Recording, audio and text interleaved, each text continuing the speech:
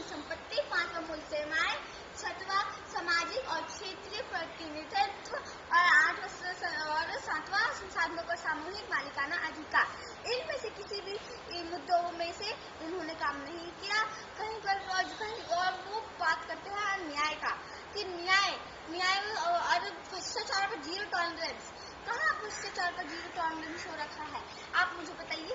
कोई भी बिहारी किसी सरकारी कार्यालय में अपना काम करवाने जाता है तो उसका काम क्या आसानी से हो जाता है?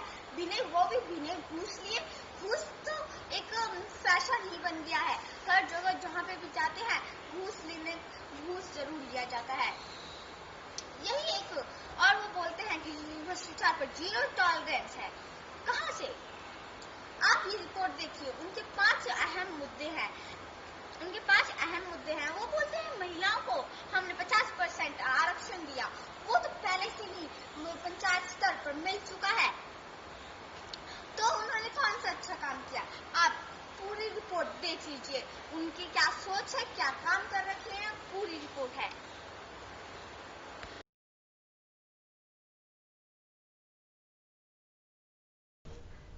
नीतीश जी की नजरों में अति पिछड़ी जातियां संवैधानिक पदों के लिए अयोग्य हैं। जनता दल यूनाइटेड की राष्ट्रीय कार्यकारिणी में शामिल होने की काबिलियत उनमें नहीं है। राष्ट्रीय जनता दल यूनाइटेड की बिहार कार्यकारिणी में ये जातियां नेतृत्व प्रदान नहीं कर सकती। इसलिए नीतीश जी जनता दल यूनाइटेड की राष्ट्रीय कार्यकारिणी में अति पिछड़ी जातियों को शामिल नहीं करते। बिहार की कार्यकारिणी में अति पिछड़ी जातियों को उनकी जनसंख्या के अनुपात में शामिल नहीं करते। सभी संवैधानिक पदों पर अति पिछड़े वर्ग की जातियों को उनकी जनसंख्या के अनुपात में प्रतिनिधित्व नहीं देते। लेकिन नीतीश जी यह भूल जाते हैं कि यह 33% अति पिछड़ी वर्ग की जातियां हैं जो आपको वोट करती हैं। 33% अति पिछड़े वर्ग की जातियां हैं, जिसमें 18% जातियां जो हैं बिंद, नुनिया, मल्लाह, केवट, निषाद, कश्यप, मछुआरा, माझी, बेलदार, चाई, तियर, खुलवर, सुरैया, गोरी, वनपर, भर, धीवर, बाथम, प्रजापति, राजभर, कहार, कुम्हार, धीमर, तुहा, गोर, जिनके वोट बैंक के बल पर नीतीश जी मुख्यमंत्री बने हैं। क्योंकि यदि हम यादव वोट बैंक की बात करें तो इनका झुकाव आरजेडी की तरफ है। 6% कोयरी वोटों में 2% कुर्मी वोट बैंक है जो नीतीश जी के साथ है, और 4% कुशवाहा वोट बैंक है जो उपेंद्र कुशवाहा जी की पार्टी आरएलएसपी के साथ है। 15% मुस्लिम वोटर का रुझान एआईएफबी, एआईएमएमएम, एआईएमआईएम, आईयूएमएल, जेकेएनपीपी, आरजेडी, कांग्रेस आदि पार्टियां इन पर नजर रखती हैं। जहां तक हम 2% राजपूत, 3% बनिया और 3% ब्राह्मण भूमियार वोट की बात करें तो यह हमेशा कांग्रेस और बीजेपी की तरफ इनका रुझान रहता है। लेकिन इस कैटेगरी के नेता, इस जाति के नेता सभी पार्टियों के प्रमुख पदों पर होते हैं। नीतीश कुमार जी की राजनीति अति पिछड़े जातियों के 33% वोट बैंक पर टिकी है, क्योंकि उनके 2% कुर्मी वोटों से एक भी विधानसभा तक की सीट नहीं जीत सकते। बिहार का चीफ मिनिस्टर बनना तो बहुत दूर की बात है। हम राज्यसभा के सदस्य जो बिहार से जीते हैं वे हैं श्रीमती मीसा भारती यादव आरजेडी से, श्री सतीश चंद्र दुबे ब्राह्मण बीजेपी से, श्री प्रेमचंद्र गुप्ता बनिया आरजेडी से, श्री हरिवंश जेडीयू से, प्रोफेसर मनोज कुमार झा ब्राह्मण आरजेडी से, श्री अहमद अशफाक करीम मुस्लिम आरजेडी से, डॉक्टर महेंद्र प्रसाद जेडीयू से, श्री रामविलास पासवान एलजेपी से, श्री एडी सिंह आरजेडी से, श्री अखिलेश प्रसाद सिंह ब्राह्मण भूमिहार कांग्रेस से, श्री वशिष्ठ नारायण सिंह जेडीयू से, श्री गोपाल नारायण सिंह राजपूत बीजेपी से, श्री रामचंद्र प्रसाद सिंह कुर्मी जेडीयू से, श्री रामनाथ ठाकुर नाई जेडीयू से, श्री विवेक ठाकुर ब्राह्मण भूमिहार बीजेपी से। इन राज्यसभा के सांसदों से यह सिद्ध होता है कि बीजेपी ब्राह्मण राजपूत बनिए उम्मीदवारों को संवैधानिक पदों पर भेजना चाहती है। कांग्रेस भी ब्राह्मणी उम्मीदवारों को बढ़ावा देना चाहती है। आरजेडी, एलजेपी और जेडीयू ने भी किसी भी अति पिछड़ी जातियों के उम्मीदवारों को राज्यसभा नहीं भेजा।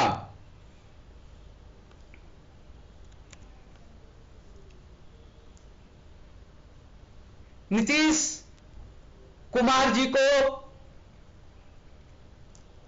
अति पिछड़ी जातियों को संवैधानिक पदों पर तो नहीं भेजना, जनता दल यूनाइटेड की राष्ट्रीय कार्यकारिणी में भी नहीं शामिल करना, जनता दल यूनाइटेड की बिहार कार्यकारिणी में भी इनको शामिल नहीं करना, तो नीतीश जी को इनका वोट बैंक अति पिछड़े वर्ग के जातियों का वोट कैसे लें, तो इन्होंने इसके लिए अलग अलग प्रकोष्ठ बनाए हुए हैं, जैसे बुनकर, जल श्रमिक, सहकारिता, दलित एवं आदिवासी प्रकोष्ठ।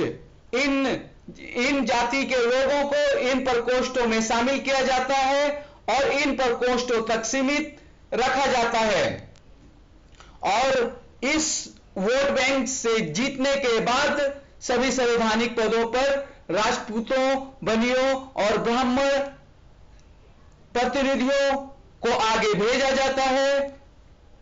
अति पिछड़े वर्ग की जातियों को पीछे छोड़ दिया जाता है। ये इनके इस पर एक कमेंट है कि अति पिछड़े वर्ग की 33% वोट बैंकों को हथियाने के लिए अलग अलग प्रकोष्ठ तो बना दिए, लेकिन क्या राज्यसभा में, राज्य विधान परिषद में और अन्य हजारों संवैधानिक पदों पर इन जातियों को जनसंख्या के अनुपात में प्रतिनिधित्व दिलाया? अति पिछड़े वर्ग की मां बहनों को प्रतिनिधित्व छीनना बंद करो। राष्ट्रीय कार्यकारिणी के में 21 राज्यों के अध्यक्ष और 91 सदस्य शामिल हैं, जिसमें अति पिछड़े वर्ग की जातियों के प्रतिनिधि शामिल नहीं हैं। उनको जनसंख्या के अनुपात में प्रतिनिधित्व नहीं दिया गया है। जहां तक हम प्रदेश कार्यकारिणी की बात करें तो राष्ट्रीय जनता दल की प्रदेश कार्यकारिणी में 12 उपाध्यक्ष, 19 महासचिव, 11 सचिव, 38 संगठन प्रभारी, 59 कार्यकारिणी सदस्य बनाए गए हैं, लेकिन इनमें भी 33% अति पिछड़ी जातियों के नेताओं को, के प्रतिनिधियों को उनकी जनसंख्या के अनुपात में नहीं रखा गया है। प्रदेश अध्यक्ष वशिष्ठ नारायण सिंह ने राज्य स्तरीय पदाधिकारियों और राज्य कार्यकारिणी सदस्यों के नाम पर मोहर लगा दी है। जेडीयू द्वारा जारी सूची में 12 उपाध्यक्ष, 19 महासचिव, 11 सचिव, 38 संगठन प्रभारी और 59 कार्यकारिणी सदस्य बनाए गए हैं। विधान पार्षद लल्लन सर्राफ को कोषाध्यक्ष बनाए रखा गया है। विधानमंडल के नेता, पार्टी के सभी वर्तमान सांसद, विधायक, विधान पार्षद और बिहार से राष्ट्रीय कार्यकारिणी के सदस्य राज्य कार्यकारिणी के पदेन सदस्य होंगे। अब हम मुद्दों की बात कर लेते हैं।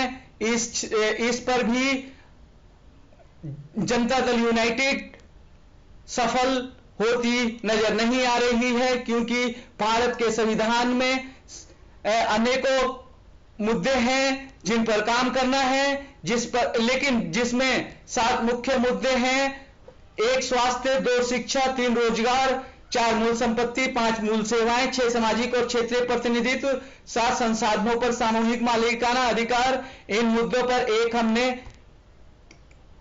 डिटेल वीडियो बनाई हुई है, उसको आप हमारे चैनल पर जाकर विजिट कर सकते हैं। देखा नीतीश कुमार जी की पूरी रिपोर्ट, यही उनका काम है और यही काम उन्होंने बिहार में किया है। तो आप समझ सकते हैं नीतीश जी ने क्या काम किया है और वो क्या कहते हैं। आप ध्यान से सुनिए और उनका अगर आप कभी भी भाषण सुनेंगे तो अब आप में उनके भाषण में कुछ ना कुछ हमेशा गलत जरूर निकलेगा। मैं आपको एक बात और बता दूं, नीतीश कुमार जी ने बिहार से कटिहार डिस्ट्रिक्ट से उन्होंने ब्राह्मण को खड़ा किया और जिन वोट बैंक से वो जीतते हैं उनमें से एक निषाद जाति उनमें से एक सीट उनको दिया। लेकिन एक सीट से क्या निषाद परिवार का भला हो गया? उनका भूख मिट गया और उनको जो भी प्रॉब्लम होती है वो सारी ठीक हो गई? जी नहीं। एक सीट से क्या होता है, हमें जनसंख्या के अनुपात में प्रतिनिधित्व चाहिए और 18% नदियों से रिलेटेड जातियां होती हैं। 33% एक्सट्रीमली बैकवर्ड कास्ट होता है, अत्यंत पिछड़ा वर्ग। इसी वोट बैंक से नीतीश कुमार जी जीतते हैं, पर उनको अभी तक जनसंख्या के अनुपात में प्रतिनिधित्व नहीं दिया, उनको आरक्षण नहीं दिया। तो और सब लोग कहते हैं कि उन्होंने अच्छा काम किया है। कहाँ से? आप मेरे को आंसर दीजिए कमेंट में। मैं तो कहूंगी, और उन्होंने निषाद को खड़ा किया है, वो भी बस वो खुद से काम नहीं करेंगे। नीतीश कुमार जी जो कहेंगे वही करेंगे, खुद से कुछ किसी अपने जात का भला नहीं करेंगे। नीतीश कुमार जो कहेंगे वो करेंगे। नीतीश कुमार भी बाकियों पार्टियों की तरह हो गई हैं, लेकिन नीतीश कुमार जी बाकियों के तरह से थोड़ी अच्छी हैं, क्योंकि इन्होंने कम से कम एक कैंडिडेट तो खड़ा किया दूसरी जाति से। और जो कांग्रेस और बीजेपी वो तो ब्राह्मणों की ही पार्टी है, उनको छोड़ो। तो आप बस 1 मिनट का ये नीतीश कुमार जी का भाषण सुन लीजिए और पप्पू सिंह निषाद जी का भी। वो जो मैं आपके निषाद जी की बात कर रही थी, वो वही उनका नाम है, पप्पू सिंह निषाद। तो आप ये भाषण एक बार जरूर सुन लीजिए।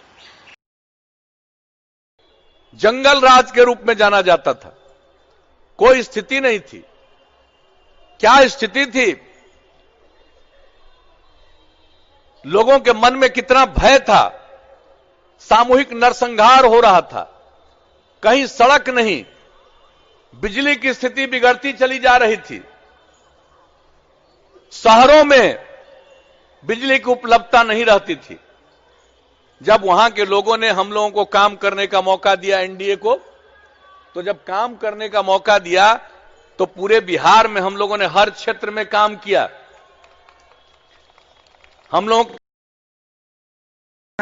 नीतीश कुमार जी ने बिहार को तमाम तरह के आपदाओं से निकालते हुए विकास के रास्तों पर लाए हैं। उन्होंने जातीय गोलबंदी को छोड़ करके बिहार के विकास में सभी जातियों के गोलबंद करके सभी जातियों का समुचित विकास करने के लिए हमेशा तैयार रहे और करते रहे। इसलिए मैं उनका हृदय से आभार प्रकट करता हूं। माननीय मुख्यमंत्री जैसे शख्स कभी कभी ही इतिहास में होता है, और माननीय रामचंद्र प्रसाद सिंह जी जिन्होंने आईएएस की नौकरी नीतीश कुमार जी के कहने पर छोड़ करके वो राज्यसभा का सदस्य बने और पार्टी के संचालन में उनके मार्गदर्शन में आज काम करना कहीं से भी हमें खोटा नहीं लगता है। हमारे नेता और नीति में किसी भी तरह का कोई फर्क नहीं है। हमारी पार्टी 15 साल 20 साल की पार्टी है। 2003 में हमारा पार्टी जनता दल यू गठित हुआ और 2005 में सरकार में आई, और सरकार में जिस तरह से शरीर को स्वस्थ रखने के लिए हार्ट हमारे नीतीश कुमार जी हैं और ब्रेन हमारे आरसीपी सिंह जी हैं। आज उनको हम हृदय से आभार प्रकट करते हैं कि उन्होंने देखा। वो बोलते वो 5 मुद्दों उनके लिए बहुत अहम है, लेकिन उनमें से कोई कुछ भी जरूरी मुद्दे नहीं है। जैसे कि वो बोल रहे हैं हमने लड़कियों को शिक्षा दिया, ये सही काम है, लेकिन सही काम है, ये एक उन्होंने एक अच्छा काम किया। लेकिन बिहार में अभी भी बहुत सारे बच्चे हैं जो अभी भी अनपढ़ हैं, और जो लोग रोजगार के लिए बिहार से बाहर क्यों जाते हैं बिहार से बाहर? वो स्थिति तो बहुत अच्छी हो गई है बिहार में, तो बिहार में ही उनका रोजगार होना चाहिए। उनको सरकारी नौकरी, वहाँ पे सरकारी वाली चीजें तो बहुत सारी होंगी, सरकारी नौकरी नहीं है, सरकारी हॉस्पिटल्स नहीं है, डिस्पेंसरीज नहीं है, सबको प्राइवेट में जाना पड़ता है, और सरकारी स्कूल नहीं है, कहीं कुछ भी, कहीं बहुत कुछ भी नहीं है सरकारी। और बल्कि और वो बोलते हैं भ्रष्टाचार पर जीरो टॉलरेंस। कैसे भ्रष्टाचार पर जीरो टॉलरेंस कैसे हुआ? क्योंकि कोई भी इंसान, कोई भी बिहारी सरकारी कार्यालय में जाता है तो उनका काम आसानी से नहीं होता। आपने जो मैंने आपको अभी रिपोर्ट दिखाई थी कुछ देर पहले, उस रिपोर्ट में तो साफ 5 मुद्दे थे और साफ समझाए गए थे। तो आप अब इस वीडियो को देखने के बाद कभी नीतीश कुमार को वोट देने की नहीं सोचेंगे, और जो भी आप भाषण सुने उनका आप कुछ ना कुछ गलत जरूर निकालेंगे। उनके सबके भाषण में कुछ ना कुछ गलत होता ही है। तो जय भारत के लोग, जय भारतीय संविधान।